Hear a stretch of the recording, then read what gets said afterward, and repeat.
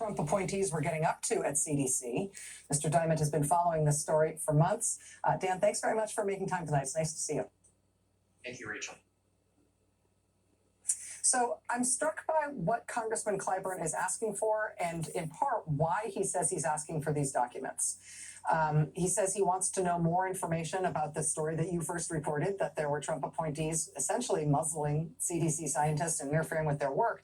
But he also wants to know if their doing so was part of an effort to sort of deliberately screw up COVID response because of a misunderstanding of this idea about herd immunity. Does that strike you as the natural extension, like the right next question to be asking? Well, I think we can take that in two parts. What Congressman Clyburn and the COVID subcommittee are looking for are more emails, more documents from senior officials who aren't named Paul Alexander.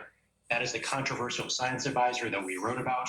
He is no longer part of the administration, but there are emails that the committee believes they were promised by HHS from people like Health Secretary Azar, from CDC Director Redfield. They want to see those documents. I think the second issue, Rachel, the idea that maybe there was a deliberate effort to undermine what the Trump administration was doing and CDC was doing in response to COVID and this idea of herd immunity. I don't think we have the reporting to bear that out yet.